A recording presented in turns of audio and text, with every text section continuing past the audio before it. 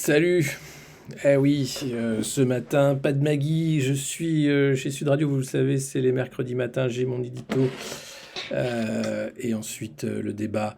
Donc du coup, je le fais entre deux micros, avec un autre micro, j'espère que ça va, le son est bon. Salut les fourcheux, eh oui, Fourche 2022, Élastique et Chiblar, revue de presse du monde moderne. La troisième dose, la quatrième, ce que vous voulez. Salut Kika, merci d'être là, qui nous fait la modération.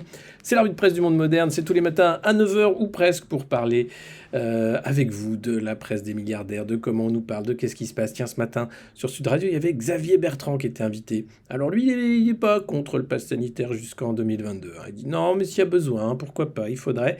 Ils étaient 178 députés hier dans l'hémicycle, hein, sur quelques 500 et quelques, pour voter à une faible majorité la prolongation de l'état d'urgence jusqu'en juillet 2022, c'est-à-dire enjamber la présidentielle, c'est-à-dire donner les pleins pouvoirs à Emmanuel Macron jusqu'en juillet 2022, quasiment, puisqu'il décide de tout en Conseil de défense sans contre-pouvoir, de manière totalement autocratique, de comment nous, petits hamsters français, allons être mis en cage, sortis de cage, masqués, démasqués, piqués, repiqués, repiqués, repiqués, ou pas, QR codés, bref. C'est insupportable. Je sais que vous ne le supportez pas. Nous sommes nombreux.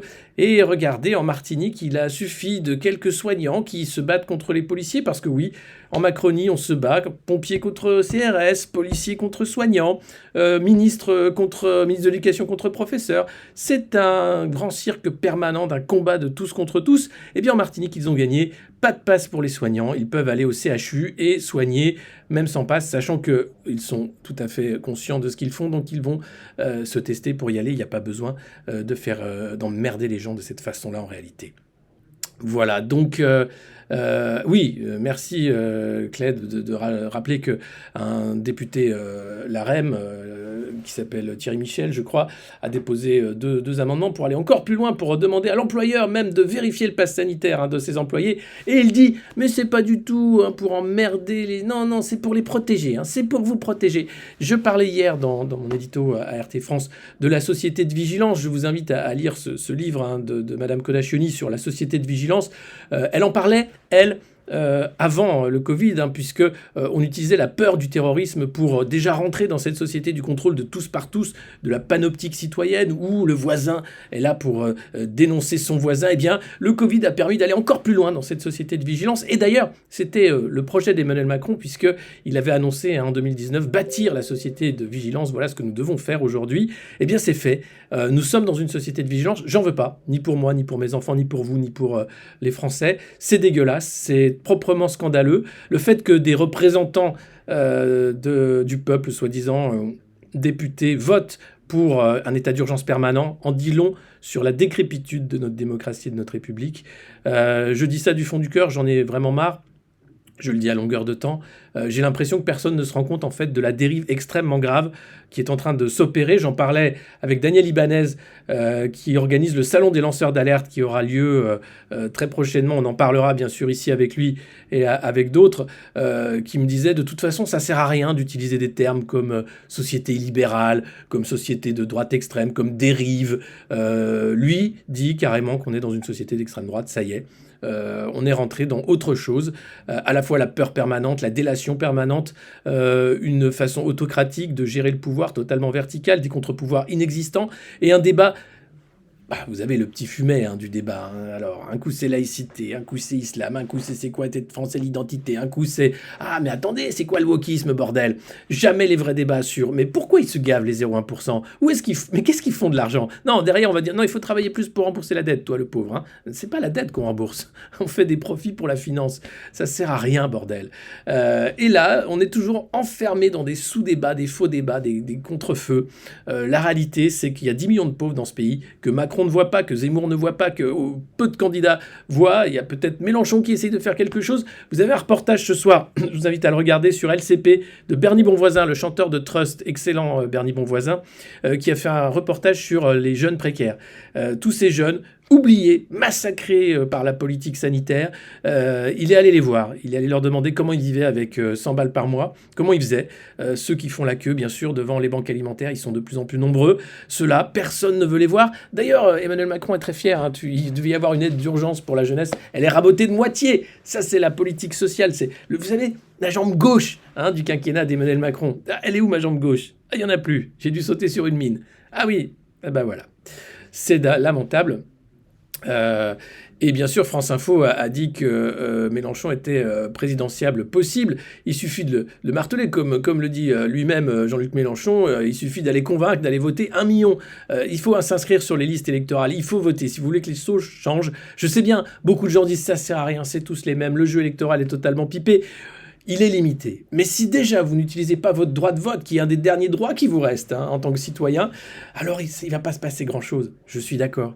Donc il faut bien faire quelque chose. Alors on peut rigoler avec Fourche 2022, c'est une blague. Vous savez très bien que face à la violence d'État, aucune violence ne pourra être encore plus violente que la violence de l'État.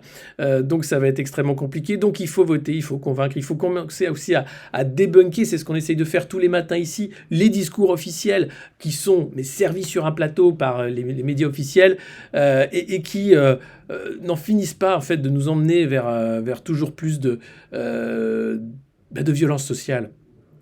Toujours plus de mal-être, toujours plus de précarité, toujours plus de peur. Et c'est cette peur qui est utilisée pour mettre en place la société de vigilance. C'est cette peur qui nous enferme dans cette cage en fait panoptique où tout le monde se regarde avec des miradors, où finalement on va tous finir dans des centres d'accueil, comme dit Gérald Darmanin, qui sont des prisons avec des barbelés et des miradors. Si on veut éviter ça, il va falloir se bouger, les amis, parce que vous avez même un autre petit discours qui commence à monter, c'est ça sert à rien la propriété privée. Vous n'aurez rien, vous serez heureux, vous savez, Davos. Et puis Emmanuel Vargon qui dit la maison individuelle, c'est pourri. Alors, oui, certes, bétonner, c'est pourri, mais on a vu ce que ça donnait, l'habitat collectif. Alors, on peut faire du phalanstère. Ok, si vous voulez qu'on aille vers de phalanstère, pourquoi pas? Mais alors, on y va avec aussi l'utopie anarchiste qui va avec. C'est-à-dire que pas de chaîne hiérarchique. Et puis la solidarité. Ça, pourquoi pas? Mais si on veut nous foutre dans des habitats... alors, je sais plus comment elle avait dit, elle avait un terme à la con comme la magie, tu vois, un terme magique. Non, ça s'appelle parquer les gens pour les faire bosser comme des chiens. Et ça ne marche... habitat intensif joyeux, oui, je crois que c'était ça la connerie qu'elle avait dit. Merci, merci Ascolis. Donc voilà, on va pas y arriver. Donc il faut sans cesse rappeler la fraude qui est en route actuellement avec ces discours qui sont des contrefeux et qui nous empêchent de voir réellement où est le débat. L'intensité joyeuse, elle est là, mes amis, tous les matins dans ces échanges que nous avons pour cette revue de presse du monde moderne. N'hésitez pas, bien sûr, à vous abonner. Avec Prime, vous pouvez ici sur Twitch, à partager le lien de cette revue de presse sur vos réseaux sociaux, mais aussi ailleurs, à crier dans la rue que vous adorez la revue de presse du monde moderne, que oui, ce mec-là et l'autre, là, ils sont bien, c'est rigolo. Et puis on lit des trucs vachement bien. Merci Kika, partage le Patreon. N'hésitez pas, bien sûr, à partager, à héberger aussi cette revue de presse sur vos chaînes Twitch. Ça permet de faire monter les vues, à aller... un peu partout, dire la bonne parole, applaudir nu sur vos balcons dès 9h quand nous sommes live. Salut Charlize, première fois sur le Twitch, vous êtes de plus en plus nombreux à nous rejoindre et j'en suis heureux. Et vous aussi d'ailleurs, parce que plus on est de fous, plus on rit, comme on dit. Alors ce matin, vous n'êtes pas gâtés.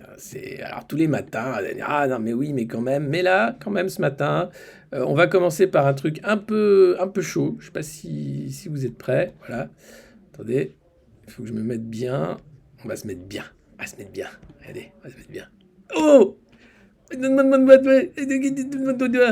Qui c'est que ça? Qui c'est que ça, dis donc? Moi, c'est François Hollande. Eh oui, François Hollande. Et on croit qu'il n'est pas là, mais il montre son doigt. Eh oui. Et il faut regarder le doigt de François Hollande. Voilà ce qu'il dit. Toutes les candidatures à gauche sont lilliputiennes. Alors, il ne parle pas de Mélenchon, il parle des candidatures de Jadot, il parle des candidatures de sa copine Anne Hidalgo, voilà. Arnaud Montebourg. Et puis alors il balance. Alors on a un vrai problème en France, c'est ce que j'appelle la zombie politique. C'est tous ces politiques has-been qui ont fait leur temps et qui sont toujours là dans le débat. Aucun pays au monde a ça. C'est-à-dire que généralement, quand tu es dans une démocratie tu vois, qui marche, t'as fait ton temps, après tu te barres et tu fais de la thune comme Tony Blair, tu la planques dans les paradis fiscaux, Pandora Papers. Tony Blair, par exemple, qui a planqué je ne sais pas combien d'avoirs dans les paradis fiscaux. Donc tu fais de la maille, tu fais des petites conférences et t'arrêtes. En France, alors Il y en a qui font de la maille. Hein. Nicolas Sarkozy passe son temps à faire des petites conférences où il est payé rubis sur l'ongle au Qatar, souvent dans le Golfe. C'est plus pratique, c'est pas loin, un petit coup de jet et puis on y est tout de suite. Et il continue d'écrire des livres et de raconter n'importe quoi, et de dire « Ah oui, mais vous savez, je veux pas y aller, je veux pas dire, mais quand même ». Et alors là, je vous lis, c'est dans Le Parisien aujourd'hui en France, l'interview de François Hollande. J'espère que vous avez pris votre petit déjeuner, que vous allez bien, que ça va pas être trop dur. Je vous lis donc quelques morceaux choisis. Hein. Voilà. François Hollande étrille la gauche dans Affronter. Affronter. Son livre qui sort aujourd'hui. Toi, tu dis donc, t'as un livre. Qu'est-ce qu'il dit? Ah, ils aiment sortir des livres. Nicolas Sarkozy, c'est Promenade. Affronter la promenade. François Fillon, c'était Faire, son livre programmatique de 500 pages qu'il n'avait pas écrit, puisque là, je pense que c'est François Hollande qui a écrit ce livre, apparemment. Il s'en prend à son successeur, à l'Élysée, à qui il reproche d'avoir multiplié les volte-face sur les sujets essentiels. Pourquoi écrire ce livre aujourd'hui, à 6 mois de l'élection présidentielle, et pourquoi le dédier à votre père? Mon père s'est éteint durant la crise sanitaire. Ouais. Pour lui, son agonie se confondait avec la fin d'un monde. Ce livre est écrit pour préparer le prochain à la veille d'une échéance cruciale. J'estimais nécessaire de dire aux Français une vérité simple. Ils vont devoir affronter une grande mutation écologique, industrielle, sociale, éducative, tout en préparant leur pays à faire face à un monde d'aujourd'hui. Je suis convaincu que la France peut réussir à condition d'en finir avec le désordre, la confusion politique, comme avec les divisions qui fracturent la nation. Alors, vous décrivez Emmanuel... Alors, je vais vous dire, il balance sur tout le monde. Hein. Ah, François Hollande, c'est le punchliner, c'est le rondoudou que tu mets dans l'arène Pokémon et qui va te faire des points et des points, qui te tient l'arène même pendant longtemps. Et c'est vraiment... Il a plein d'attaques particulières. Il est très fort. Quelle indignité. Alors, on rigole, mais lui... François Hollande, il écrit des livres, il fait un peu moins de conférences. Nicolas Sarkozy, il écrit des livres. Et puis, il voulait pas aller à son procès. Vous savez, il y avait un petit procès encore sur les sondages de l'Élysée. Il a dit, non, moi j'ai le pins d'immunité, moi j'y vais pas. Non, mais madame la juge, écoutez, je vais pas passer mon temps chez vous. Hein, j'ai autre chose à faire, vous comprenez. Moi, j'ai des femmes qui m'attendent pour dédicacer mes livres. Donc... en l'occurrence, je préfère ne pas venir, eh bien, ils vont aller le chercher avec des gendarmes parce qu'ils ont besoin de l'entendre comme témoin. Ils voulaient même pas y aller. Ils ont dit, si, Nicolas, faut que tu viennes. Écoute, on va te faire chier. Hein. Vous me voulez me mettre un bracelet, maintenant vous venez me chercher avec des gendarmes. Mais enfin, mais qu'est-ce que vous savez, vous me traitez comme un paillasson de la République. Vous imaginez l'image de ce pays à l'international, madame la juge. Donc ça va être compliqué. François Hollande, lui, il n'a pas trop à faire avec la justice, donc ça va. Salut les nouveaux followers. Merci à tous les nouveaux abonnés. Vous êtes 120 abonnés maintenant, 121 même. Sur Patreon également, de plus en plus nombreux. Vous pouvez vous acheter des mugs, des t-shirts, faire... ça peut être, le bracelet électronique, toutes sortes de bracelets. En tout cas, merci à vous. N'hésitez pas bien sûr à partager cette revue de presse. Tous les matins, on est de plus en plus nombreux. Elle va être un carton, je pense, pour 2022. Ça va être le rendez-vous à ne pas manquer chaque jour. La revue de presse du monde moderne pour savoir où on en est, qu'est-ce qu'on va voter. Est-ce qu'on va voter Zemmour? Ou est-ce qu'on va voter Amour? Est-ce qu'on va voter N? Ou est-ce qu'on va voter RN? Est-ce qu'on va voter LR? Ou est-ce qu'on... Non. Est-ce qu'on va voter PS? Non. Est-ce qu'on va voter les jours heureux? Ou est-ce qu'on va voter les jours heureux de Roussel? Ou est-ce qu'on va sortir les fourches? Non, on va voter, je vous le disais tout à l'heure en introduction, c'est une blague. Les bretelles, non, non. Alors, je continue avec l'interview fleuve de François Hollande dans Le Parisien aujourd'hui en France. Donc, pour lui, Emmanuel Macron est un voyageur sans boussole qui saute d'une conviction à une autre comme une grenouille, sur des nénuphars. C'est Jojo la grenouille, pour ceux qui la connaissent. J'espère bientôt la faire revenir dans cette revue de presse, avoir un double acte avec Jojo la grenouille, je pense que vous adoriez ça. Là, vous allez dire, non, c'est vraiment what the fuck. Mais... on est là pour ça, pour un petit moment, tu vois, de tranquillité. Alors, il est sévère, hein. Défaut de cohérence, absence de doctrine, volte-face au sujet essentiel, le quoi qu'il en coûte, fuite en avant dépensière, il a déchiré les Français comme jamais, frustration, mouvement de colère, bref, France dissociée, une minorité qui va bien et le reste du pays qui s'inquiète pour son avenir. Alors François Hollande, j'ai envie de dire, c'est quand même toi qui t'es fait avoir par Macron le premier, quoi. Quand tu lis le néant, le traître et le néant d'Ave l'homme sur la galaxie Macron, en gros, ce qui ressort de ça, c'est que t'as des blaireaux préhistoriques qui étaient au ministère, Premier ministre, etc., qui se sont fait avoir par le petit banquier d'affaires, tu vois, la fouine maléfique, tu vois, qui arrive, qui les a pris pour des cons, mais XXL. Et ils se sont fait avoir tous comme ça. Montebourg, Hollande, Valls. Ah, Valls, non. Valls, il l'a vu venir tout de suite, il a dit vire-le. Il a dit de manière ferme. François, vire-le. Je l'aime pas lui. Ah oui, il a vu que c'était lui en mieux. Tu vois, il dit, ah putain, lui, il est de droite et il fait croire qu'il est de gauche, mais mieux que moi. Bordel de merde. Donc Valls avait très bien vu tout de suite le danger. Tous les autres étaient là. Bon, non. Donc on doit Macron à Hollande. Donc c'est gentil maintenant de dire ça. Il dit, malgré tout, Emmanuel Macron conserve un socle d'électeurs solide autour de 25%, notamment son électorat de gauche en 2017. Qui sont ces gens Je n'en suis pas étonné. C'est souvent un choix par défaut. Ce n'est pas lui qui porte la responsabilité, mais ses concurrents qui ne présentent pas d'offres convaincantes. Les grands partis à droite comme à gauche, qui avaient vocation à éclairer les Français, sont finalement abandonnés. Quant au PS, il a été dans l'excuse et l'effacement plutôt que dans l'affirmation et la proposition. À gauche, toutes les candidatures sont lilliputiennes. Elles se livrent à des batailles aussi picrocolines que microscopiques. Ah, j'aurais aimé être là quand François Hollande a prononcé ces mots. Elles se livrent à des batailles aussi picrocolines que microscopiques. Magnifique. Alors, mais vous êtes responsable. Je prends ma part de responsabilité. Oui, j'ai dirigé la France avec des réussites, mais aussi des échecs. Ils ont tous un peu les mêmes trucs, tu vois. J'ai aimé diriger ce pays. Tu changes un peu la voix. En fait, il faudrait lire le livre de Hollande en imitant Sarko et le livre de Sarko en imitant Hollande. Je pense que les gens n'y voient que du feu. Ce serait un truc à faire. Et je vous fais voter, savoir qui a écrit ça. Paf, paf. Et là, je pense que vous êtes paumé. Vous faites, je sais pas, c'est du camoulox, quoi. Ce serait assez génial. Oui, j'essaie de faire François Hollande. Vous savez, c'est pas évident de faire le président de la République quand on l'a été de manière, de toute façon, aussi difficile, puisque nous avons passé quand même la difficulté du traumatisme terroriste. Alors, vous étriez Arnaud Montebourg en le présentant comme un Zorro de la politique qui pourrait finir en zozo. Et oui, s'il venait avec son programme au Conseil européen comme président, il apparaîtrait vite comme un zozo. Eh oui, parce que François Hollande, pour lui, l'Europe, tu peux rien y faire. C'est comme ça. Tu obéis. Et oui, quand je vois tous ceux aujourd'hui prétendre qu'ils vont tordre le cou de l'Europe et obtenir de la Commission l'abandon des règles budgétaires et de la Banque centrale l'annulation de la dette, je les mets en garde. Pas sérieux s'abstenir. Eh oui, c'est le statu quo. Hollande, c'est le candidat de l'Iman. Non, ça ne bougera jamais. Affronter. Et son bouquin s'appelle Affronter. Déjà, tu vois, affronter les règles budgétaires européennes, non, ça il ne le fait pas. Affronter les paradis fiscaux, non plus. Et alors, affronter... non plus. Pourriez-vous être candidat pour 2022 ? Et pourquoi pas après tout ? Non, c'est pas ce qu'il dit. J'ai déjà été président, je n'ai pas besoin de nourrir cette ambition. Je ne recherche rien pour moi-même, je n'ai de revanche à prendre sur personne. Voilà, magnifique, il n'a aucune revanche à prendre. Et puis il pense que Zemmour n'ira jamais à la présidence, c'est le symptôme de la confusion entre le médiatique et le politique.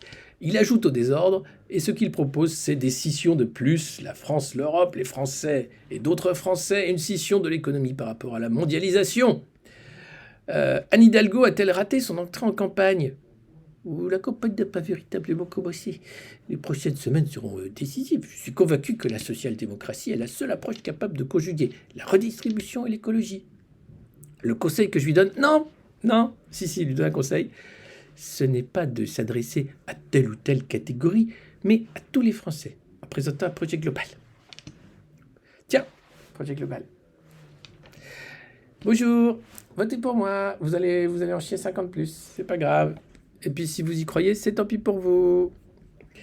Bonjour les amis, bonjour les nouveaux arrivés, bonjour, n'hésitez pas bien sûr à vous abonner à cette revue de presse, même s'il y a la photo de François Hollande qui montre son doigt. Je vais l'enlever tout de suite parce que bon, les nouveaux abonnés vont dire qu'est-ce que je fous là. À partager, bien sûr, Eliwin, bonjour, à partager cette revue de presse autour de vous, évidemment, le bouche-oreille, ça fonctionne, grâce à vous, merci. Et puis vous pouvez, comme je le disais, vous abonner, hein, c'est toujours un plaisir d'échanger tous les matins ici avec vous et de rigoler.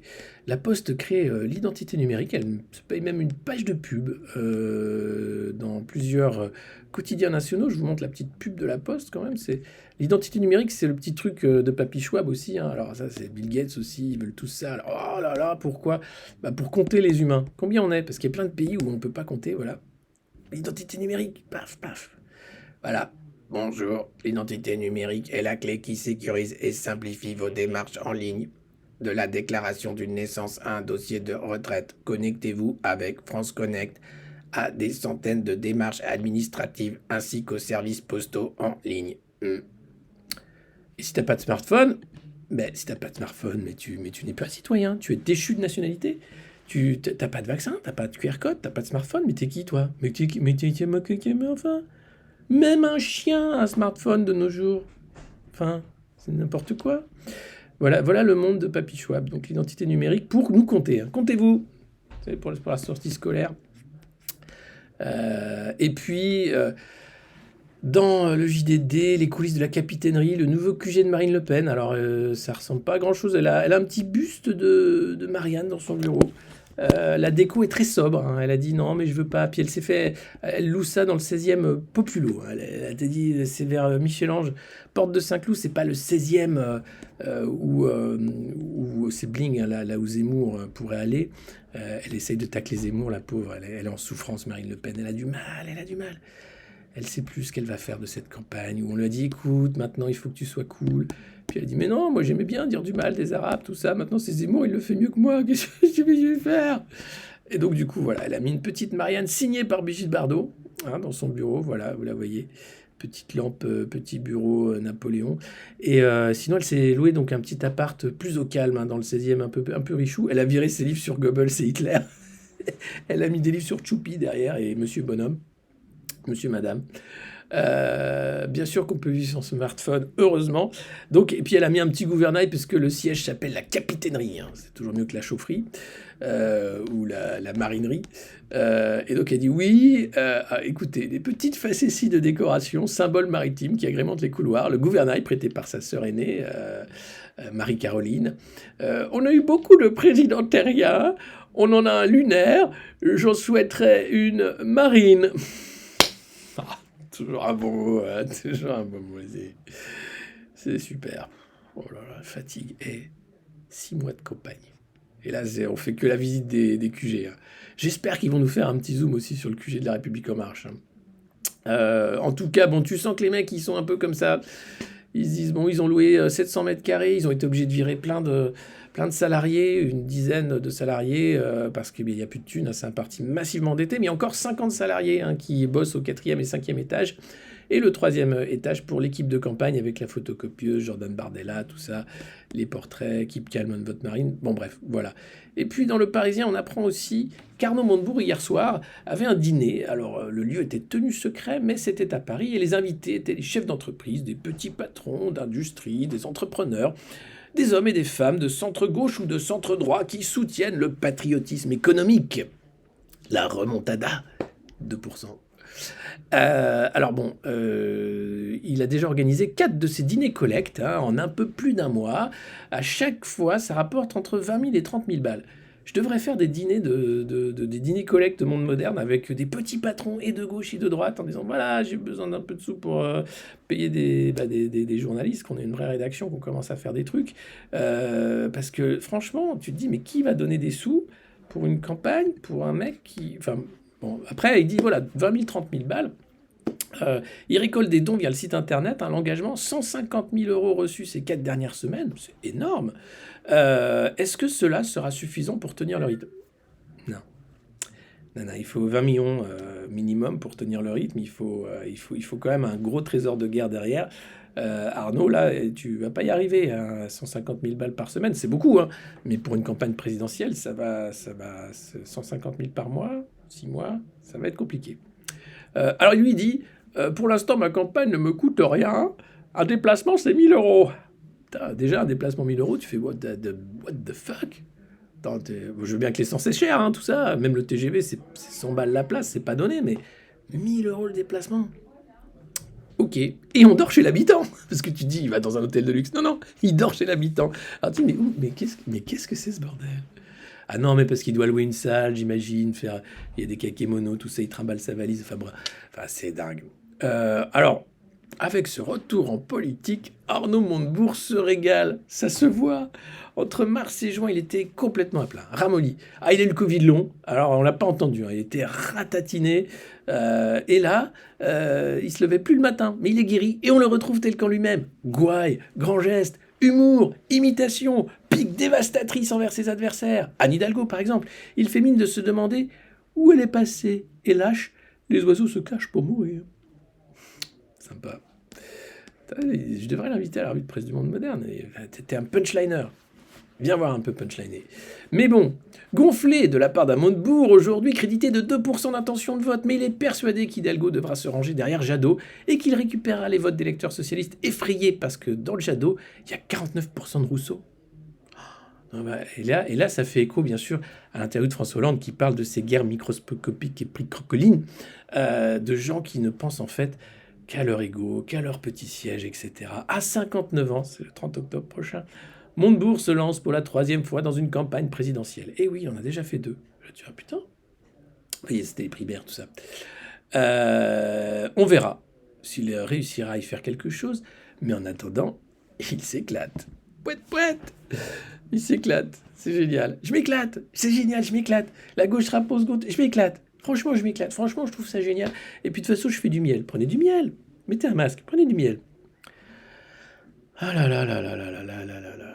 C'est ça, c'est beau, hein. C'est le mec s'emmerde, il se dit non, mais quand même, j'ai pas lâché la politique à 59 ans, j'ai encore un avenir, donc blam, vas-y qu'il se paye une campagne à coût de 150 000 euros de dîner de donateurs. Alors vous pouvez évidemment, on fera des dîners, j'espère. L'idée aussi, c'est de faire des soirées du Monde Moderne.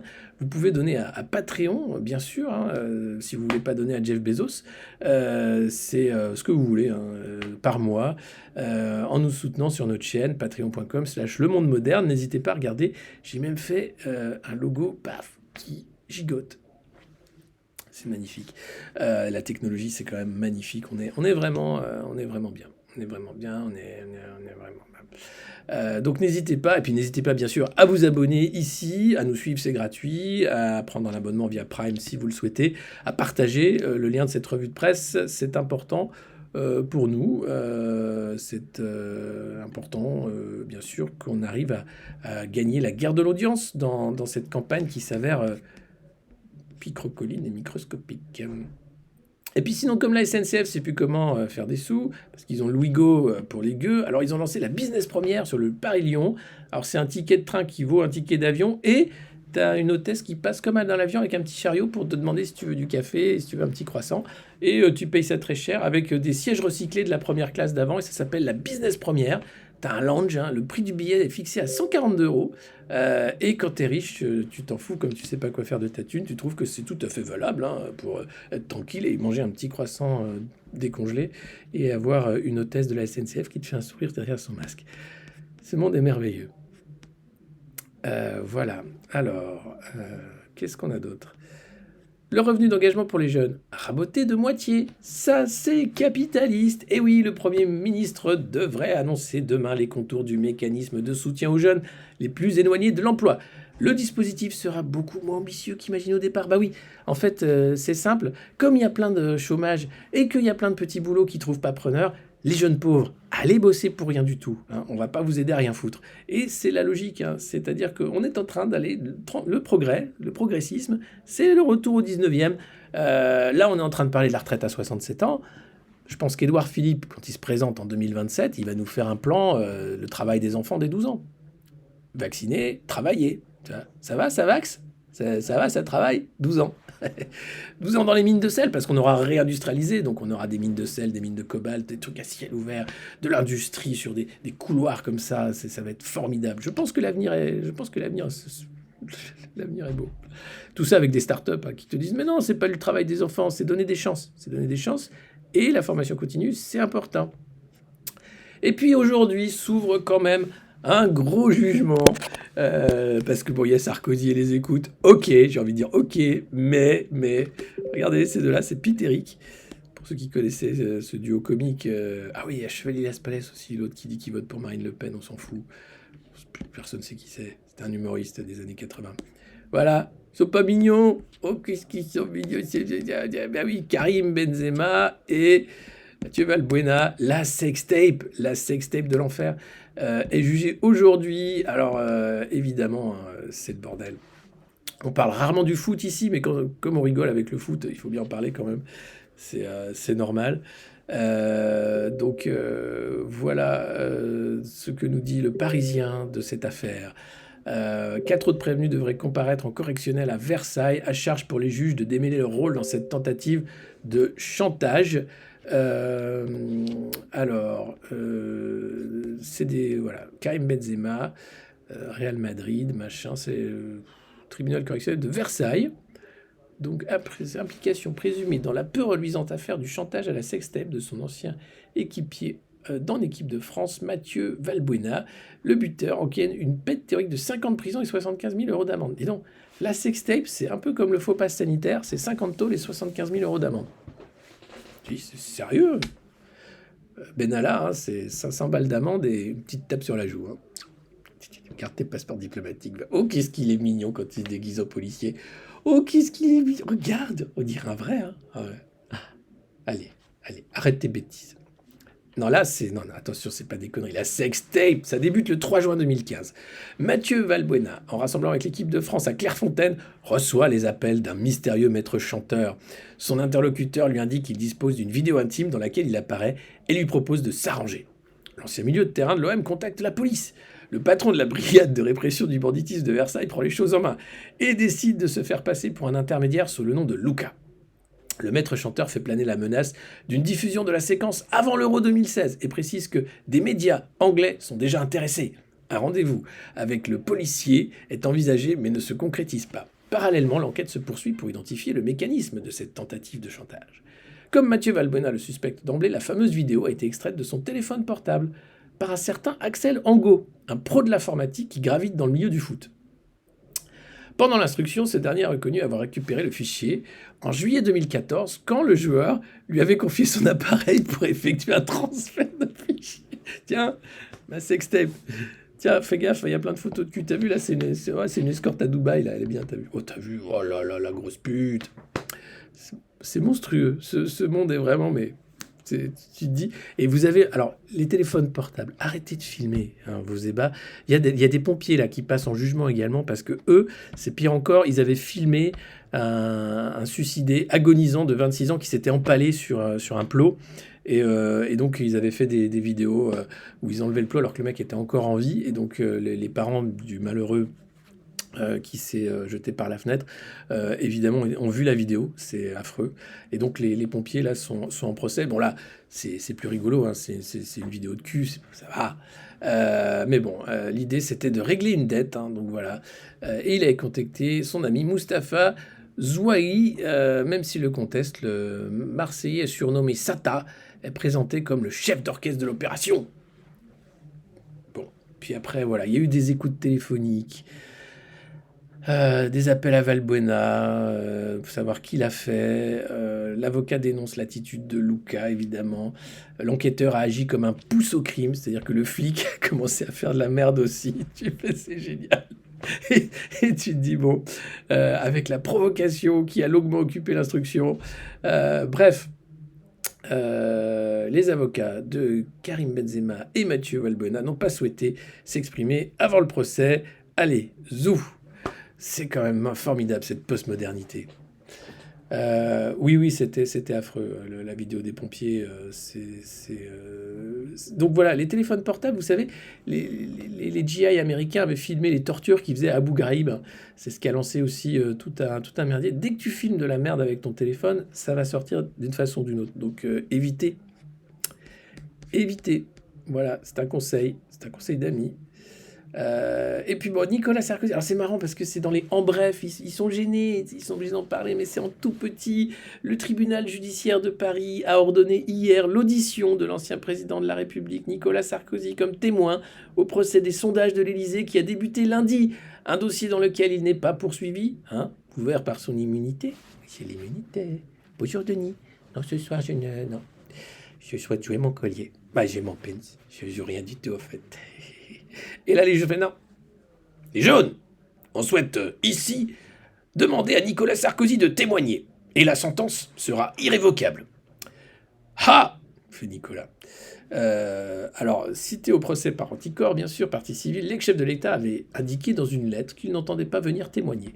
Le tribunal a cependant ordonné que ce témoin soit amené devant lui par la force publique pour qu'il soit entendu le 2 novembre. Viens là, toi. Ah, mais lâchez-moi, monsieur. Je suis le président de la République. Mais, s'il vous plaît. Enfin, qu'est-ce que c'est que ça Là lâchez-moi, je vous dis.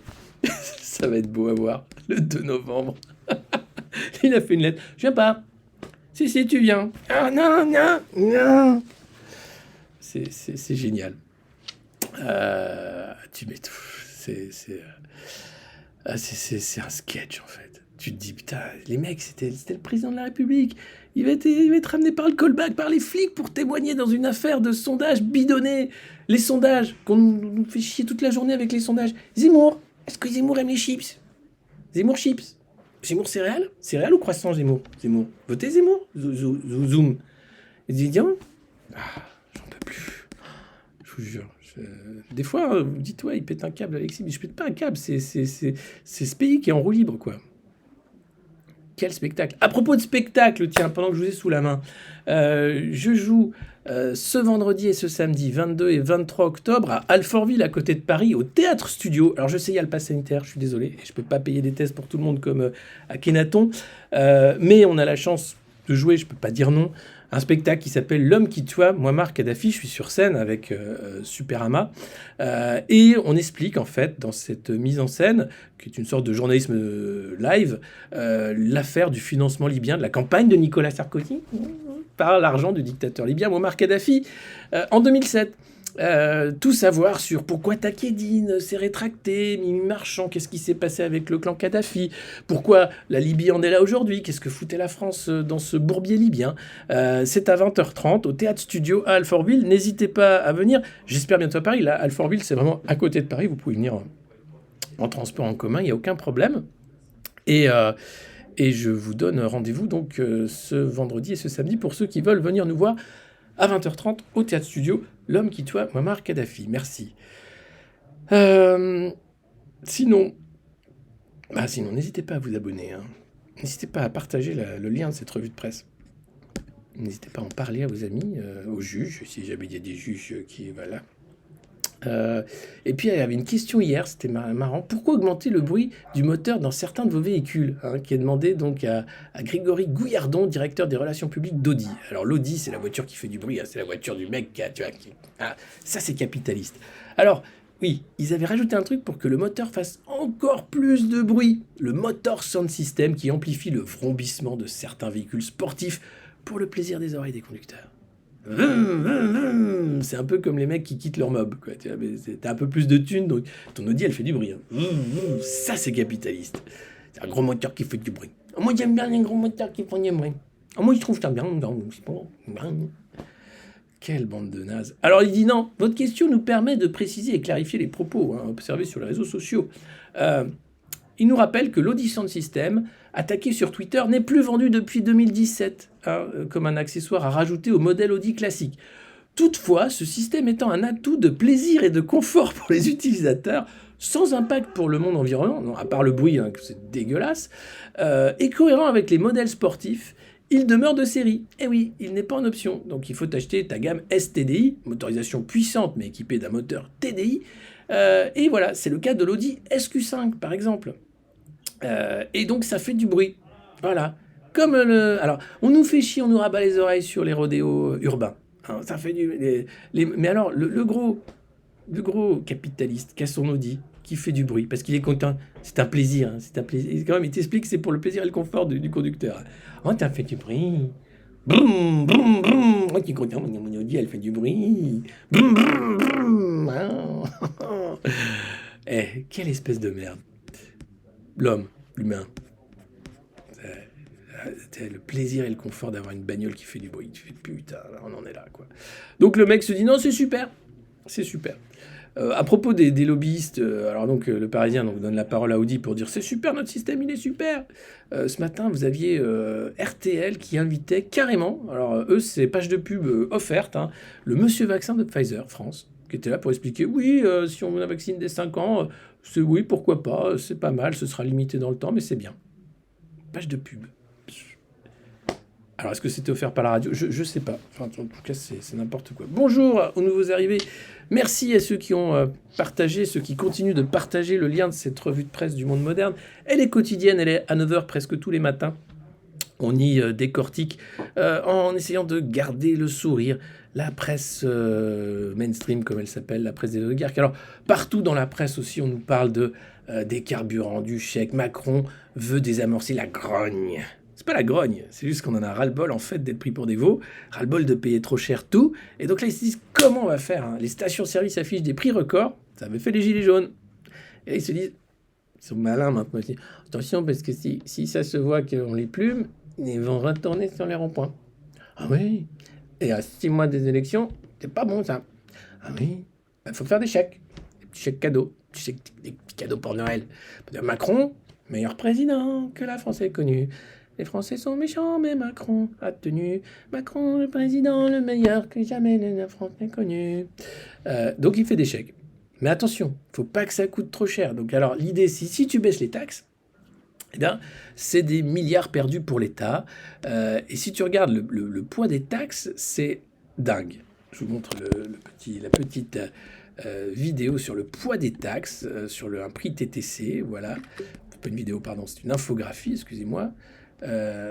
Alors, où est-on? C'est pas ça.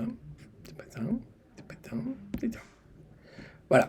Vous voyez, voilà le poids des taxes quand même.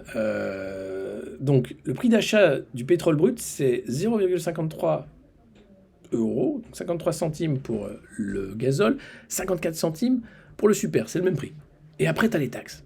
Et alors là, c'est plus du double, du triple. Tu arrives, tu as la TVA sur le produit, la TVA sur la TICPE. Alors la TICPE, je ne sais même pas ce que c'est. Donc déjà, ils font une taxe sur la taxe. Là, tu te dis, ouais, ça, faut être énarque. Hein. Ça, c'est capitaliste. Ça, c'est vraiment l'ENA. Alors, c'est la TICPE, c'est la taxe intérieure de consommation sur les produits énergétiques. Donc, il y a un jour, il y a un mec qui a dit, tiens, tu peux me pondre un truc, une taxe que les Français vont rien comprendre? Oui, ça, c'est mon métier. Super, énarque. Et là, le mec fait, bon, alors, on va mettre donc la taxe machin, la taxe... Et en fait, si tu fais le calcul entre la TVA, la taxe d'habitation, le machin, en fait, on est noyé sous la taxe. On est noyé, c'est la gabelle, mais elle est devenue invisible. Tu vois, c'est pas le mec qui vient chez toi qui va chercher et ta fille pour que le seigneur du coin la viole, et ton sel pour dire, je te prends ton sel, hein, les gablous. Là, tu pouvais à un moment sortir la fourche et l'empaler, quoi. Là, non, tu vois rien. T'arrives, tu payes un truc, bonjour, ta baguette, pling, c'est l'État qui prend. L'essence, alors là, c'est l'État qui se gave. Et donc, tu as des énarques qui sont payés pour sortir des taxes comme ça, à longueur de journée, en disant « Non, mais j'ai un plan. Écoute, Michel, c'est super, là, tu vois. On va faire une taxe sur la taxe. » Non, t'es con, on peut? Bah, écoute, j'ai lu, hein, texte européen, on peut faire une taxe sur la taxe. C'est génial, ça. Est-ce qu'on peut faire une taxe sur la taxe sur la taxe? Alors, on y travaille, on va faire une taxe à tiroir, c'est-à-dire que il faut juste trouver un nom vendeur. Hein. TICPE, c'est un peu compliqué, donc on peut peut-être appeler ça la GPX. Ça a des noms de console, après, tu sais plus où t'es. C'est dingue. C'est complètement dingue. Et voilà. Et Ursaf, Cancras et Carbalas, la chanson des inconnus, bien sûr. Donc, Macron, pour éviter la grogne, eh bien, il va faire des chèques, des petits cadeaux, hein, pour dire arrêtez de m'emmerder, dernier arbitrage. Hein. À l'Élysée, tentation de sortir de ce casse-tête, hein, c'est le casse-tête. Vous vous rappelez hier, si vous étiez là à la revue de presse hier, alors dans les Échos, c'était casse-tête, hein, des salaires, casse-tête du chèque énergie. C'est ça, il faut se casser la tête. Hein. Comment il faut faire pour qu'ils se rendent compte qu'on les prend pas trop pour des cons quand même? Fais une taxe sur la taxe. Oui, mais ils vont voir. Non, t'inquiète. Bah, un jour, ils vont voir. Ouais, mais c'est pas demain. Vas-y, continue. 25% de socle hein, qui votent Macron. Votez Macron. C'est compliqué. Donc, alors, voilà, tentation du coup politique. Hein, une baisse générale des taxes, immédiate et visible de tous. Bercy freine, bien sûr, parce que là, c'est des milliards qui partent. Hein. Ouh là là là là là là. Une baisse de 5 centimes. Le litre de gasoil ou l'essence, eh bien, ça coûte 2,5 milliards d'euros par an à l'État. Quand vous dites, non, mais bien sûr que vache à lait, donne-moi ton bon argent. Et puis cela reviendra à aider les Parisiens à aller le week-end à Deauville. C'est absurde. Appuie-t-on dans l'entourage du ministre. Tu sais, à Bercy, les mecs, le Parisien, le week-end, il va à Deauville. Voilà, c'est formidable. Mais ils vivent dans un monde, mais vous n'avez pas idée, en fait. Ils connaissent pas du tout ce pays, ils savent pas ce que les gens font. Enfin, c'est... voilà. Et subventionner le pétrole, jamais. À l'heure de la transition écologique, tout ce qui consiste à foutre de l'argent dans l'énergie carbonée est une énorme connerie, s'alarme un membre du gouvernement. Les derniers arbitrages sont en cours. Ce qui compte pour nous, c'est de prendre une décision et d'avoir une mesure qui est simple, qui est juste, qui est efficace. Simple, juste, efficace?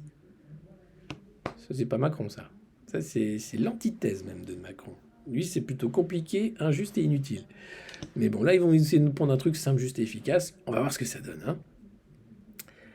Hein. Et puis, la bataille du pouvoir d'achat qui agite la campagne, évidemment. La colère des Français monte hein, sur fond de hausse du prix de l'énergie. Chloé Morin qui nous dit que les gilets jaunes n'ont jamais vraiment disparu.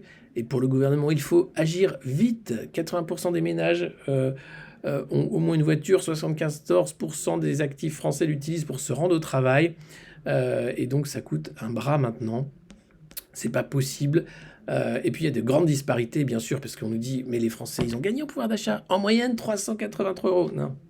Les plus riches ont beaucoup gagné. Les plus pauvres, très peu. Ça, c'est la politique Macron. Et donc, en moyenne, on te fait croire que toi, tu as gagné en pouvoir d'achat. Mais à chaque fois, tu dis, mais non, mais monsieur Macron, je peux même plus me nourrir mes enfants de chips et de pizza surgelée. Comment je vais faire? Bah écoutez, il va falloir manger des racines. Hein. Qu'est-ce que vous voulez que je vous dise? Démerdez-vous, après tout. C'est ça aussi. Pourquoi vous ne bougez pas non plus hein? Traversez la rue, faites quelque chose. Mais j'ai déjà un travail, monsieur Macron, mais il ne me paye pas assez. Voilà, ça c'est un casse-tête. Hein. Écoutez, c'est un vrai casse-tête. Et alors, les 35 tirés au sort, non, Robert Le Grutier, hello Bob, il était là dès la première heure, on a fait une vidéo avec lui, il faut qu'on refasse ça. Depuis sa grue, il nous avait balancé une voiture comme ça, c'était génial. En fait, on en a parlé, et la commission citoyenne sur la vaccination était dissoute il y a 3 semaines de ça. En fait, les mecs se sont dit, c'est pas le moment. 35 citoyens tirés au sort pour dire la vaccination, attention, c'est peut-être pas... Ils ont dit non, il faut qu'on décide dans l'urgence, fermez vos gueules. Et puis de toute façon, comme les mecs n'étaient pas payés par Pfizer et les labos, ils étaient jamais d'accord. Donc allez, hop, c'est dissous, comme la Convention citoyenne pour le climat. Bonjour monsieur le président, on a plein de mesures pour sauver la planète. Oh dites donc, c'est bien, vous avez bien travaillé. Hein. Félicitations. Qu'est-ce que c'est que cette merde? Bon, eh ben merci. Eh ben je vous dis rendez-vous à la semaine prochaine. Non, puisque vous êtes dissous. Allez, merci. Mais bravo, hein. Excellent travail, bravo. N'importe quoi, putain. Bien sûr qu'ils n'ont rien dit. C'était un entrefilet. Les 35 se sont évaporés. Comme ils n'ont jamais vraiment existé, en fait. Hein. Tu te dis. D'ailleurs, je lance un appel. S'il vous plaît, relayez cet appel. J'aimerais interviewer un des 35 citoyens tirés au sort dans la commission vaccinale qui a été dissoute. Si vous le connaissez, si vous l'avez déjà vu, si vous connaissez un membre de votre famille qui connaît quelqu'un ou un ami qui a été en contact avec un de ces citoyens qui faisait partie de la commission sur la vaccination, j'aimerais le rencontrer. J'aimerais rencontrer une de ces personnes. Alors, relayez l'appel du monde moderne. On cherche à interviewer un des citoyens tirés au sort dans la commission vaccinale. Qu'est-ce qui s'est passé? On aimerait en savoir un peu plus. Je compte sur vous. Vous pouvez m'envoyer des mails ou des messages privés sur Twitter. Poulain 2012 ou sur alexpoulain@patreon.com. N'hésitez pas, ce serait génial si on pouvait en choper un. Franchement, j'adorerais ça. Voilà. Bah oui, c'est du Morandini. Tu sais, on fait tout ici. Du Drucker, du Morandini, voilà, du Monte Carlo Show aussi avec Jojo. Hein, voilà. Donc je lance un appel à ceux qui n'ont plus rien, sans idéologie, discours ou baratin. Alors je vous promets pas le chèque énergie pour l'hiver, mais juste à manger et à boire. Et encore, c'est pas gagné. Hein. Qu'est-ce qu'on a d'autre? Les Républicains affichent leur unité avant le congrès du 4 décembre. Alors, vous êtes prêts? Bon, vous êtes prêts de toute façon. Je vous ai fait visiter le QG de campagne de Marine. Il y avait François Hollande qui montrait son petit doigt comme ça, hein, affronté. Alors là, attention, paf! Je pense que vous êtes prêts. Bienvenue, bienvenue, bienvenue. Tu es maintenant au congrès des Républicains. Tu vas voter pour Valérie ou bien Xavier Bertrand, Éric Ciotti, Michel Barnier, Denis Père, Christian Jacob. Lui se présente pas, il est là pour... c'est le petit-déj. Hein, c'est la table du petit-déjeuner. C'est la midi. Et toi, tu arrives, tu es... Bonjour. Tous sans masque, évidemment, mais bon, c'est normal, hein, c'est une réunion privée. Mais t'imagines, t'arrives là, tu fais merde. Excusez-moi, je me suis trompé de salle, c'est la salle des professeurs. C'est la magie, c'est la chaîne de production. Tout au fond, t'as Valoche. Au secours. Il y a des sièges au fond, venez, venez, venez, qui va voter? L'ami du petit déjeuner, l'ami du congrès. Il va voter au bon moment, avec ses pains et ses croissants. Non, ils sont dans la merde, les LR. Entre Zemmour, qui remplit des salles pour dire arabe, mal, islam, mal, France, grande, histoire, génial. Français, meilleur. Raciste, tranquille. Moi, jamais. Rémigration, non. Guerre civile, éventuellement. Tu fais, ouais, c'est les Expendables, quoi. Tu peux faire un film. Hein. Tu peux faire un film, tu te dis, putain. Alors là, ils ont rangé les bouteilles de pinard, il n'y a pas Gérard. Hein. Quand t'as Gérard Larcher, le petit-déj, pouf, t'as de la prune, de la colombelle. Faut pas déconner, quoi. Petit blanc du matin, on va pas déconner non plus. Hein. Non. Donc là, c'est la Miricorée. Bon, en tout cas, ils savent plus quoi faire. Donc là, ils s'affichent en unité avant le congrès du 4 décembre. C'est loin, le 4 décembre, les amis. Faites ça le 4 novembre, qu'on en soit débarrassé. Et ils font bloc pour construire l'alternance. Hein. C'est unis et rassemblés que nous gagnerons. C'est dans cet état d'esprit unanimement partagé que chacun s'engage dans cette campagne. Merci Christian Jacob. Et d'ailleurs, dans l'IB, vous avez un portrait de chacun des candidats en disant qu'est-ce qu'ils vont faire pour se démarquer d'Emmanuel Macron, qui est quand même le meilleur président de droite que la France ait connu. Français trou du cul, ils n'ont pas eu la chance d'avoir un président comme Macron. Mais voilà. Donc ils sont un peu mal, quoi. Qu'est-ce qu'on a d'autre? Le rêve mexicain de milliers de Haïtiens. Faux départ pour la police municipale. Bah ouais, ils n'avaient pas prêté serment à temps, donc ils pouvaient pas adresser des PV. Donc ils étaient déguisés en flics comme Benalla, mais ils pouvaient juste dire bonjour. Donc là, ça va, ils vont pouvoir mettre des PV. Et puis l'État engage le faire sur Internet avec les influenceurs islamistes, la cellule de riposte républicaine. Hein. Vous avez peut-être entendu parler de ça, c'est encore un truc à Marlène. Elle est très forte, c'est l'influenceuse, c'est une tweetos de ouf. Hein. Et donc la France est très en retard. Hein. Sur le web, la guerre des idées ne peut être menée que sous la double dimension qualitative, mais aussi quantitative, observe un préfet, d'où les fermatrolles. Quelle que soit la pertinence de la démonstration, elle est noyée si elle ne bénéficie pas d'un effet de masse. Oui, on l'a bien vu. Hein. D'ailleurs, je ne sais pas si vous avez eu affaire aux fermatrolles macronistes. Elles sont en veille en ce moment. Je pense qu'elles vont être branchées à partir du mois de janvier, février, quand Macron va prendre la présidence de l'Europe. Le meilleur président que l'Europe a connu. Et là, ils vont déverser leur haine, puisqu'ils sont assez haineux. Hein. Ils sont assez haineux, assez misogynes, assez violents. Donc, il faut se préparer au retour des fermatrolles macronistes, mis en veille pour le moment, mais qui vont reprendre du boulot. Par exemple, outre les charges phénoménales menées par des puissances étrangères, hein, notamment depuis la Turquie contre la France et le président de la République pour discréditer son discours, nous devons prendre en compte les chaînes de robots qui sont à l'origine de 75% des contenus toxiques. Et oui, Le problème, c'est les robots, et il y en a trop. Alors, il y a un plan Marianne, qui a été proposé par Marlène Schiappa, c'est le plan Marianne. 2,5 millions d'euros pour financer 17 projets portés par des associations, des ONG, pour décrypter les processus du complotisme, déringardiser les messages pro-républicains et croiser le fer avec les cyber-extrémistes. Voilà. Donc tout ça pour faire de la ferme à troll on message, quoi. Mais ne soyons pas naïfs, C'est pas en 3 tweets que nous allons obliger les propagandistes de haine à déposer les armes, admet Marlène Schiappa. Mais ne rien faire serait la pire des désertions. D'autant que chaque épisode est exploité avec une mauvaise foi caractérisée. Voilà, de l'argent bien dépensé, 2,5 millions pour de la ferme à troll pro-républicaine. Je sais pas si vraiment ça va aller. Et puis, grippe. C'est dans le Figaro, ça intéresse les lecteurs évidemment. La vaccination est avancée à coupler avec la 3e dose Covid. Ils font les deux, parce que les personnes ayant contracté consécutivement la grippe et le Covid ont davantage de risques de faire une forme grave ou de décéder. Ça, c'est Bruno Lina, responsable du Centre national de référence des virus respiratoires. Ah, c'est sûr, tu fais la grippe plus le Covid. L'an dernier, c'est bien, ils avaient dit qu'il n'y avait pas la grippe. Il y avait que le Covid, donc c'était facile. Donc on avait comptabilisé tout en Covid. C'était un prix de gros, et c'était rapide. Là, ils te disent, non, attendez, on va pas refaire le coup, les Français en ont marre. De toute façon, ils ont le pass sanitaire jusqu'en 2022, on est en état d'urgence. Donc, on va faire un double vaccin avec la 3e dose Covid, comme ça, ils y verront que du feu. Alors, un coup là, un coup là, un coup là. Et c'est bon, tu peux y aller, la Haute Autorité à la Santé, elle est tranquillou, on va y aller, c'est peinard.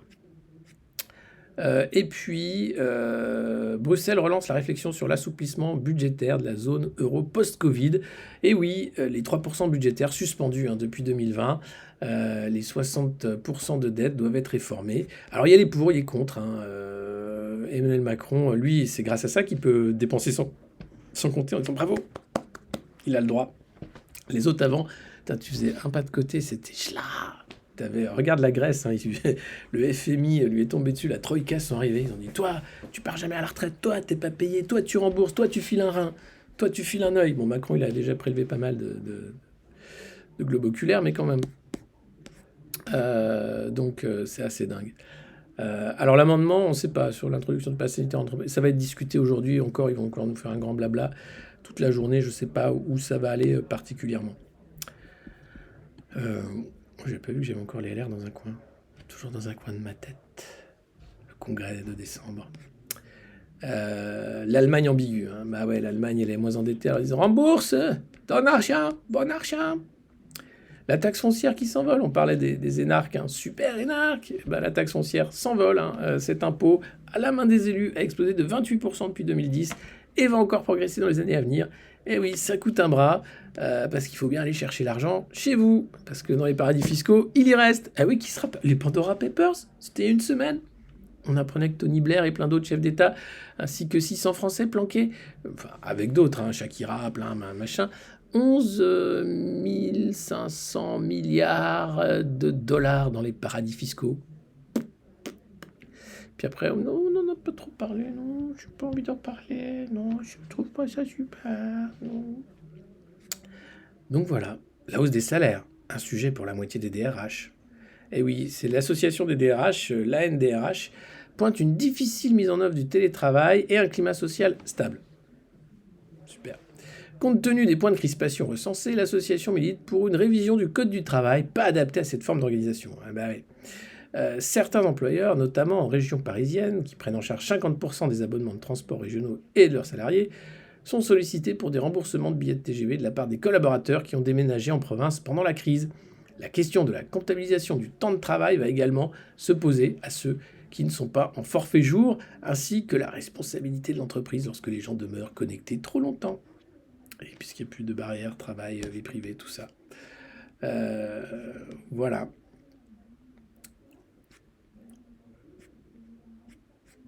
Et puis, qu'est-ce qu'on a d'autre? Ah oui, alors ça c'est énorme. Gattegno, qui était quand même, alors lui c'est un journaliste de cours comme on n'en fait plus, totalement aligné pro-macroniste. Il était anciennement patron et du JDD et de Paris Match. C'est vous dire comme le mec était trusté au sein du groupe Lagardère. Là il se fait virer par Bolloré. Alors les gens ont peur parce qu'ils disent c'était le dernier rempart à Bolloré. Alors, c'était pas le rempart. Lui, c'était pro-Macron 100%. Hervé Gattegno, voilà.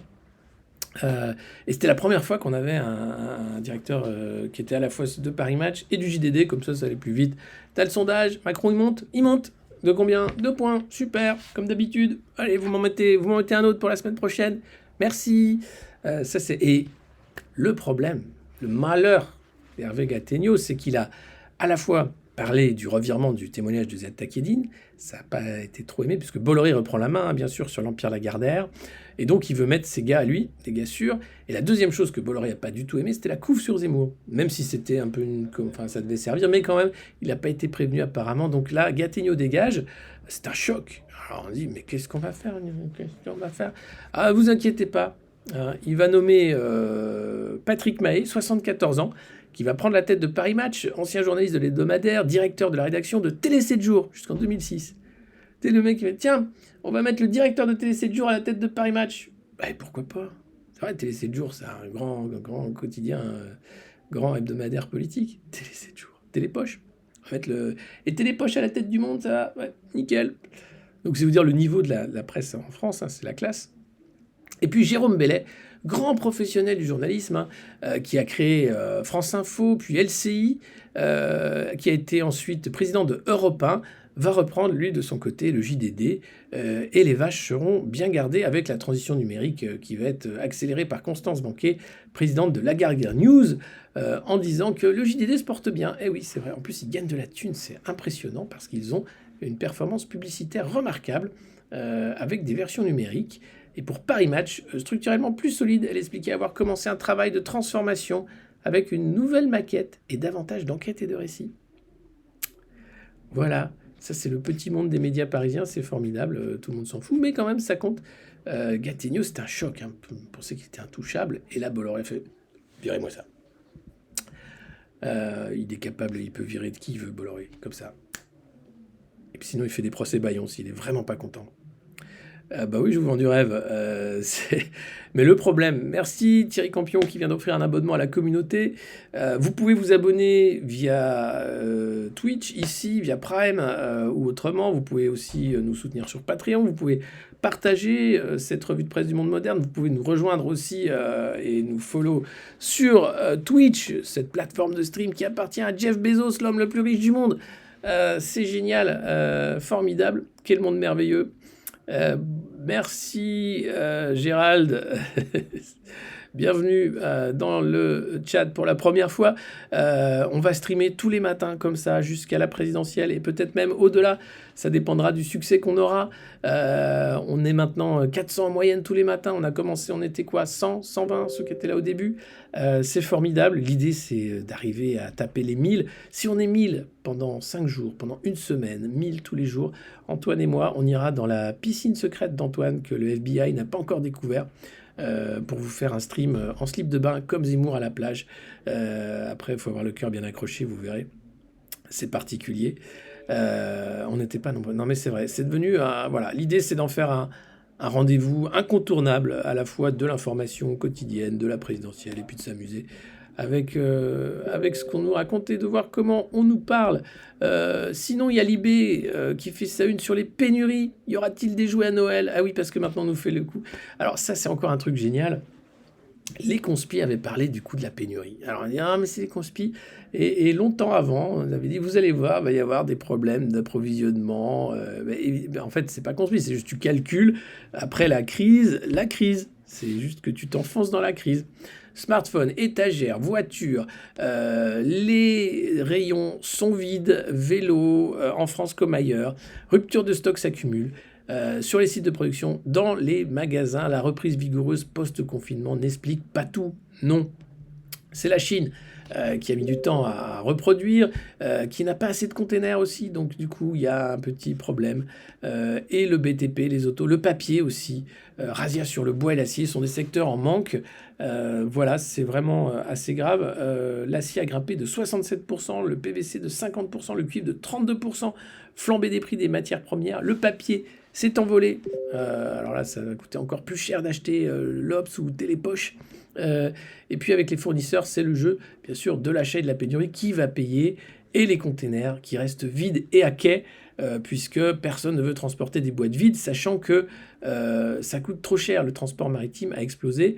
15 000 $ le container, alors qu'avant c'était beaucoup moins cher que ça. Le prix du transport est devenu supérieur à la valeur même de la cargaison. Acheminer des produits de ce genre sur une si longue distance devient dénué de toute rationalité économique.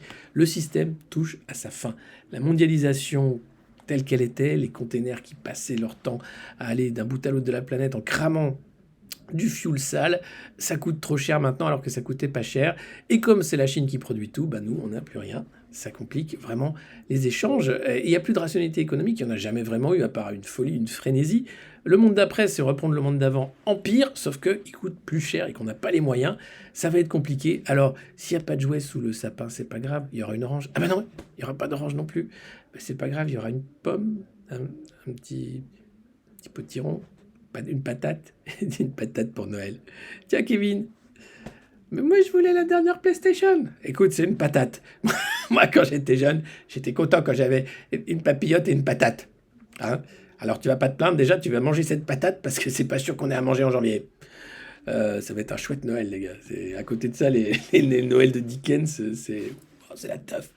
Petit Timmy nous a quittés. Il n'a pas voulu manger sa patate. Et on reste comme ça. On peut pas chauffer. On peut pas manger. Il n'y a pas de jouets sur le sapin. Et mamie et papy sont sur le balcon depuis l'an dernier. On les a pas sortis à cause du Covid. Il n'y aura pas de bûche cette année non plus. Non. On va être obligé de te manger, Timmy. Ben oui, on va être obligé de te manger, Timmy. C'est le Noël du Covid, le Noël de la pénurie. Ah bordel, on vit un monde formidable. Donc voilà, votre patate pour Noël. Et puis, cette enquête sur les pesticides, j'en parlais hier, Libé en fait une double page. Santé publique France et l'ANSES veulent mesurer l'exposition des riverains des parcelles de vignes aux produits phytosanitaires parce que la vigne consomme beaucoup de produits phytosanitaires et la filière girondine fait déjà pression pour bloquer le processus. Ah bah oui, affirmant que ce focus sur le vignoble bordelais constitue un biais majeur dans le protocole de Pestirive, allant jusqu'à mettre en doute les intentions des deux instances. Le président donc, de la vigne bordelaise affirme que les représentants de l'interprofession ne sont pas convaincus en disant que le travail d'analyse et de diffusion réalisé et de la pédagogie, etc. Mais quand même, pourquoi Bordeaux ? Parce que c'est eux qui utilisent intensément ça. Donc moi, je pense que vous aussi, vous essayez de privilégier les vins bio, les vins naturels et essayer d'avoir un minimum de pesticides dans le vin. C'est important, parce que le vin, c'est bien quand même, avec modération. Mais Dieu a inventé le raisin. C'est une chanson de Mustang sur le vin qui est très belle. Et donc, l'idée, c'était quand même de faire une étude d'ampleur inédite. Il y avait déjà eu une étude en 2014. On aura des conclusions de cette nouvelle enquête en 2024, 10 ans après, pour se rendre compte que oui, nous sommes soumis à un bain chimique intensif qui fait qu'on développe des cancers. On n'est pas en super forme. L'INSERM a déjà dressé cet été un tableau remarquable et complet de la littérature scientifique internationale sur les liens entre les maladies et l'exposition aux pesticides en population générale. Chez les travailleurs agricoles aussi, la condition des riverains en zone agricole n'a pas encore été étudiée en profondeur, donc c'est ce qu'ils veulent faire, parce qu'en réalité, si vous êtes proche d'une zone agricole, vous êtes aussi soumis à ce bain chimique extrêmement dangereux pour la santé. Alors on va nous dire, mais non, c'est l'agriculture intensive, c'est bien, c'est pas bien, c'est pas mal. On prend un petit cancer. Contre les méchantes bêtes, c'est pour produire plus. Ah oui, mais tu dis quand même. Et il y a eu quand même un trou dans la raquette scientifique et puis des alertes locales, comme l'affaire Prégnac en 2013. Dans cette petite commune de Gironde, le maire avait fait remonter un nombre important de cancers chez les enfants qui avaient fréquenté une école située à quelques pas de parcelles viticoles. Alors l'association Alerte des médecins sur les pesticides s'était emparée du sujet. En 2015, l'Institut de veille sanitaire, intégré dans le SPF, avait conclu que la contribution des pesticides au risque cancer ne pouvait être exclu. Ça veut tout dire rien dire, ça veut dire qu'il faut faire des recherches plus poussées pour le prouver. Notre étude vient 6 ans plus tard comme une continuité de la situation de Prégnac, mais de manière plus approfondie, plus robuste, plus détaillée et surtout étirée aux 6 grandes régions viticoles du pays. L'idée, c'est de prouver, une bonne fois pour toutes, que oui, la chimie lourde, c'est de la merde. Même si ça va créer 120 000 emplois, hein, c'est le Figaro qui nous dit, enfin la chimie, pas que lourde, en général. Et puis, on nous parle aussi de Gattegno qui est viré. Dans l'IB, au journal du dimanche et à Paris Match, on a longtemps espéré que Bernard Arnault, autre grosse fortune au capital des Lagardère, et moins interventionniste que Bolloré, ne vienne à la rescousse des 2 titres. Une lueur d'espoir existe toujours pour un journaliste au JDD. La financière Agache, contrôlée par Bernard Arnault, a laissé entendre la semaine dernière dans Les Échos qu'elle envisageait la possibilité de procéder à des acquisitions d'actions Lagardère. Bon, c'est la guerre des riches. Qui va faire élire Macron? Qu'est-ce que j'ai fait? Moi, j'ai viré ça et j'ai laissé le Figaro. N'importe quoi. Faut me dire quand je fais ça. Donc voilà, ils sont en train de s'acheter tranquillement de la presse. Maggie n'est pas là puisque je suis à Sud Radio ce matin. Vous voyez bien, c'est pas chez moi là. Donc voilà, je fais une revue de presse hors les murs. Ça aussi vous aimez, hein, c'est plutôt pas mal d'aller à droite à gauche à la rencontre des citoyens, à la rencontre des Français. Oui, tout ça. Et puis il y a eu une passe d'armes devant le Parlement de l'Union européenne, le Premier ministre polonais qui est venu expliquer pourquoi il avait choisi, avec son tribunal constitutionnel, de dire que le droit national polonais était supérieur au droit européen. Affaire à suivre puisque ça donne des idées à tout le monde, aux pays européens, en disant voilà, ça va se compliquer. Et voilà. Et puis, j'ai pas eu le temps de lire les Échos. Le débat de Bruxelles sur les règles budgétaires, hein, voilà, la crise, consultation Cobos sur le pacte de stabilité, la place des dépenses vertes, tout ça. Est-ce qu'il va falloir donner un rein pour rembourser la dette? Oui. Voilà.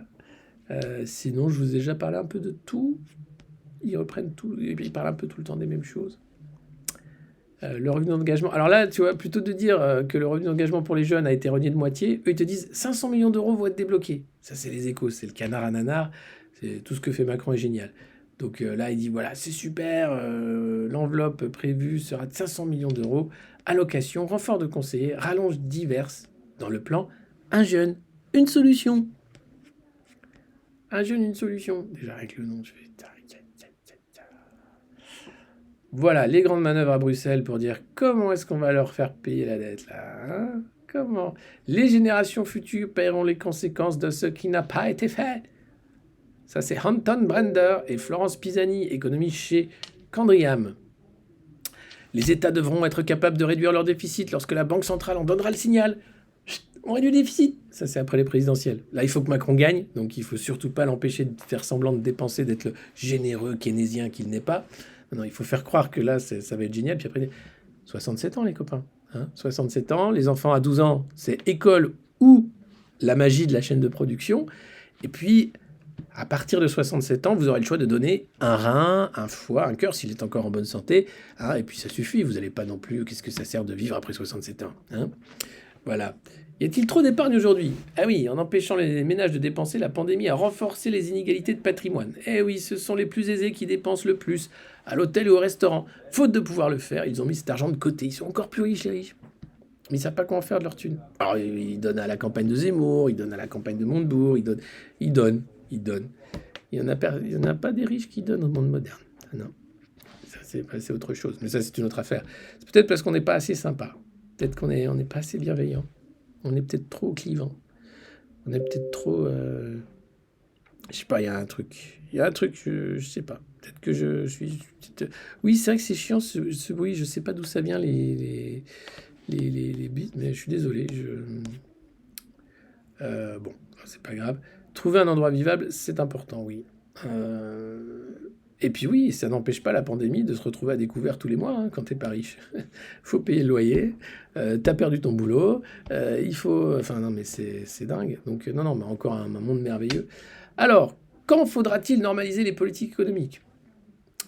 Alors, il semble acquis qu'on ne cherchera pas à réduire rapidement les déficits budgétaires, hein, comme au début des années 2010. Mais il aura fallu 10 ans pour que la Commission reconnaisse son erreur. Parce que 2010, c'était la troïka dans la gueule, paf. Ouais.